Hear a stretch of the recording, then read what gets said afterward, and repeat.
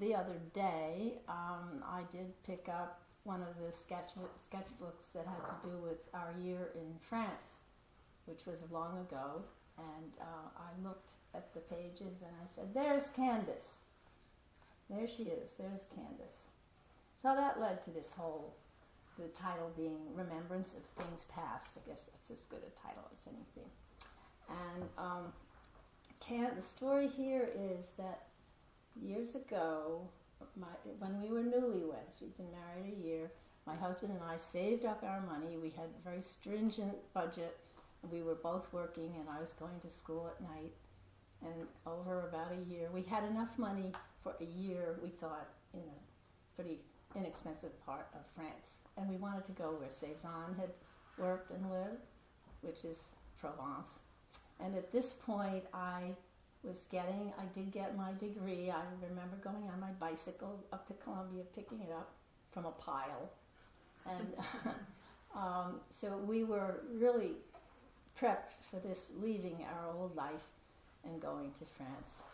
And in those days, you could go on a steamship. It is the greatest thing. So we were very excited. It was the Flandre, which is the French line ship. And we had the habit of looking at the boats at the dock anyway. And there's this elephantine sound. We were on the ship, and this elephantine sound comes, I don't know if you call that a horn. It's amazing, and you get so excited. I get excited when I think about it. And I'd like to do that again.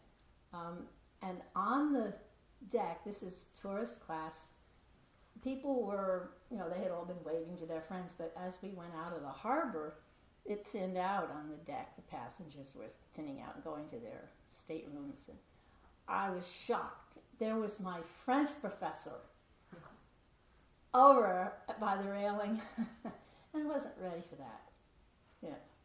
I can't explain that, but you may understand that. And she was with her 8-year-old with the little bouncy braids, little freckles, and very peppy 8-year-old. And this is Madame P. and Martha. But in fact, she was Martha from Minnesota. So it doesn't matter. She was, at that point, she was loosening up. I mean, we had a different kind of relationship from the one in class, thank goodness. Well, we did really all four become fairly close. It's a 5.5-day trip, a voyage.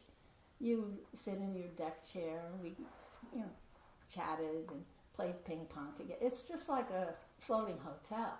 It's very elegant, as I said, even tourist class. So, and this was our phase where we got to know each other. But that was the end. I mean, not the end for the whole story. When we got to Paris, we went south and they went on their way. Then the story here is the Cézanne part.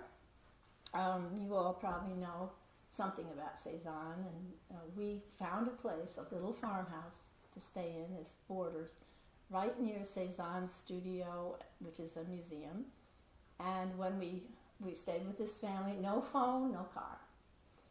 When we opened the shutters, what we were looking at, this is show and tell. We looked at the blue mountain that Cézanne painted. So here we opened the shutters, and there's Mont Saint-Victoire. And there's so much story that you could tell, but this was just a magical time for us. We painted every day. The family fed us wonderfully. There were goats and chickens. Well, we heard eventually from Martha. Martha proposed that she come and visit us there with Candace.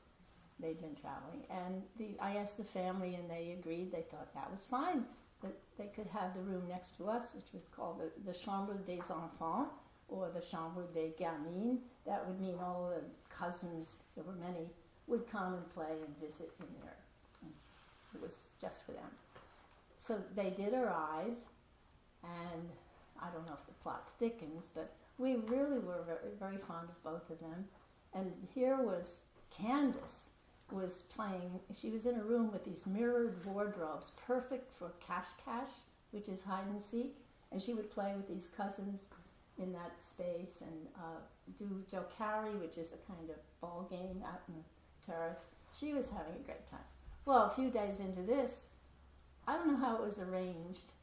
I don't think I arranged it, but it was arranged that Marta would go off to one of her academic conferences or associations, and we'd be in charge of Candace. Okay, that was arranged, and we were happy about that. We felt we were sort of practicing to be parents, which we were. And so the life was very pleasant. Little Candace had a little bicycle. She went painting with us during the day. It was long trips out to paint the landscape. She did watercolors. And I perfected braid making. I had to really work hard to learn to really do those braids right, never having done that before.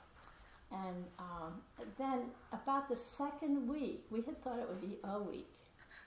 The second week, Madame, our hostess,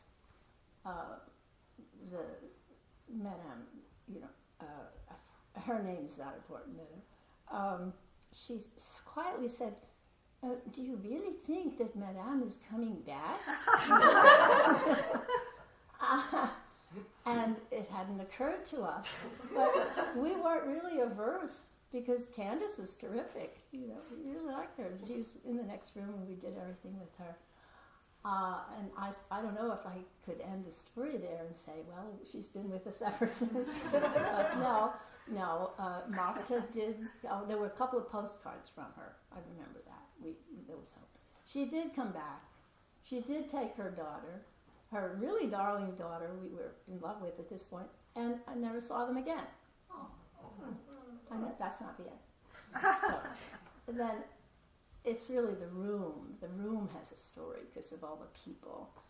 A number, maybe 10 or so years after that, we took our boys. We were real parents, 4 and 6, and we were going through. It was a short visit. We got permission to stay in the same room, and they were in the Chambre des Enfants next to us, and they were playing cache-cache in the room with the mirrored wardrobes and with the cousins and all the same atmosphere. They loved it. That's the end of that part of it. Recently, as a widow, I was going not too far from X, and I thought, oh my goodness, is there anybody left there? And I contacted them, and the daughters were now 91 and 92, and invited me to come and have tea on the terrace. And I went in, I sneaked in more or less. They were busy with their tea and they had another guest. I went into the house with my package I had brought with me, and I neglected to describe the room, really. I went up the marble stairs under the chandelier, and there was that damp smell that stone houses have, and it followed me up. And I went to the Chambre des Enfants, opened the door with my package, and this room had become a gallery. It was full of drawings and paintings that the Wittens had done that were all collected in that room. And then I opened it up and I took Candace out. I had a drawing of her. I took Candace out and I put her up with everybody else. And Madame, my hostess, had come up behind me and she said, "Voila, toute la famille."